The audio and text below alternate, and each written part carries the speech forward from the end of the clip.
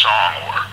And so I don't really have, you know, I can't say that any music that I've played is just a breeze. I mean, there are some things that obviously are easier to do physically or mentally than others, but I don't like to make those distinctions. I think other people, producers or record people who sell records can make those distinctions between music. I'm just trying to find the right thing for whatever song I'm playing, whatever kind of song that might be.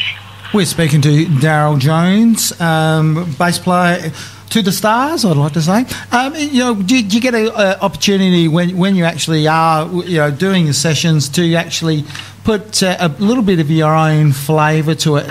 Is there any artists who sort of have more or less said, "Hey, Darryl, you just do what you want," or is it are you because you're dealing with so many standard hits that everybody knows? I suppose you've got a fair bit of regimentation in your live shows, or is there a little bit of room for a bit of creativity for you to stamp your own feel to things? Well, it's different in most every situation. Obviously, there are some, particularly with the Stones, there's some songs or some bass lines within the songs that require that part be played, But it's been rare that I've actually had any of those guys tell me, play this particular bass line. Again, I'm trying to make choices that define the song. So if there's a bass line that helps define the song, then of course that's something I'm going to play. But I also, my experiences and my influences are different than Bill Wyman's, and so my approach is therefore different than his on a number of things. But of course, like I say, if the song requires, or if a section of a song requires that I play a bass line that's there, then I have no problem playing that. With Sting, again, he wrote a lot of the bass lines, and he'd say to me, "Listen, you can play whatever you want. You don't have to play those bass lines."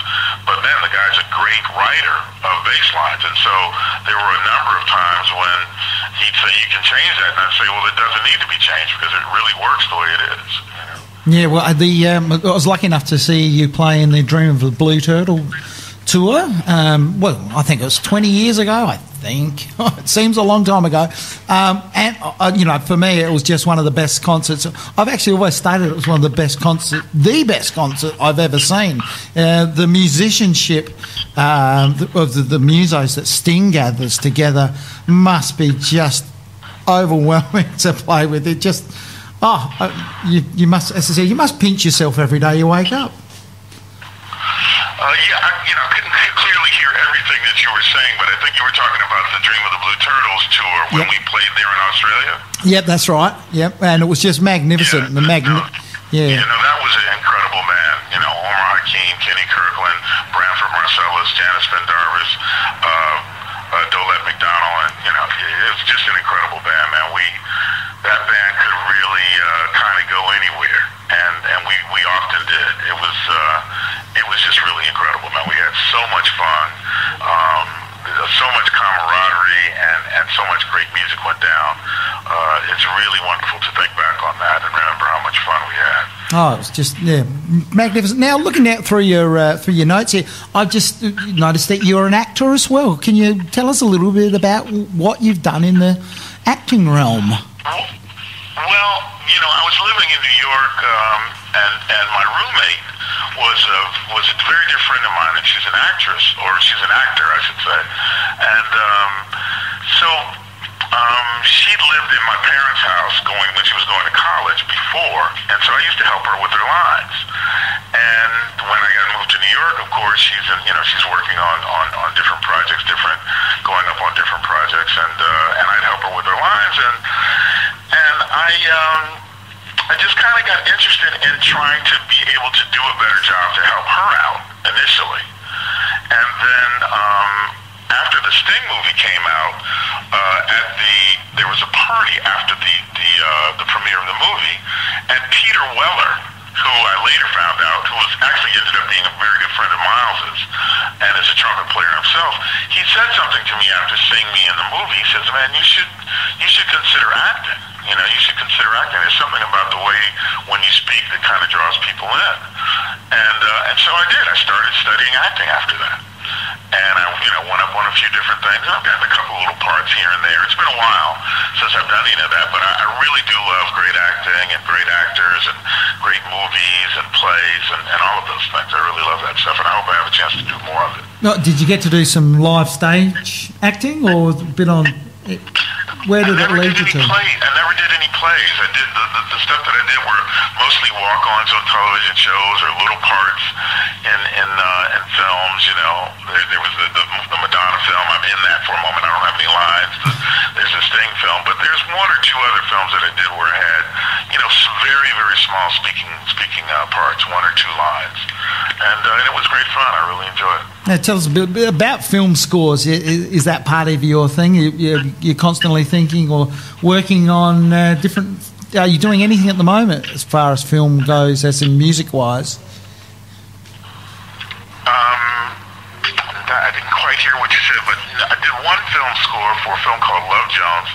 Really talented writer and director, Ted Witcher, did the film, and he's a friend from Chicago. He used to come and hear my band, and he said, "Man, I'd like to have you score, a film when I get a deal in LA." And he moved to LA, and later on, I moved to LA, and he called me when he got his deal, and so I did that score. It was really great fun. Again, put together some really incredible musicians, Wallace Roney on trumpet, and Kenny Garrett on saxophone, a number of other really great guys, Billy Childs on piano, and we did a really great score. It was I'm very proud of that work. I'm really very proud of the job that we did together as a unit. And I hope to do it again. That's something I'd like to do more of. Excellent. Look, it has been absolutely an incredible pleasure and honour for me to have a chat with you today, and I'm really just proud that you've shared some time with us and our audience here, Darryl. My pleasure, my real pleasure, man. I love it there. Every chance I get, I come there because I really love being there, and I hope I come soon. Oh, fantastic. Excellent. Well, thank you, Darryl. Thank you very much for being with us today. And we're going to play "Wanna Get Away" from from the Free Bro Souls. Can you tell us a little bit, the "Wanna Get Away"? What's that all about? Is it? That song was written by John Beasley, and the vocalist came up with some. He and the vocalist came up with some ideas, and it's pretty self-explanatory, man. It's just a nice, funky romp, and it kind of explains itself. And we had a lot of fun recording that track. Well, let's all just get in and enjoy that. Once again, thank you, Darryl. We'd love to catch up with you if you get back down to at little old Adelaide in Australia, and it would be an absolute pleasure if we can meet you face to face. It'd be fantastic. My pleasure, man. Thanks very much. Okay, good on you. Darryl Jones.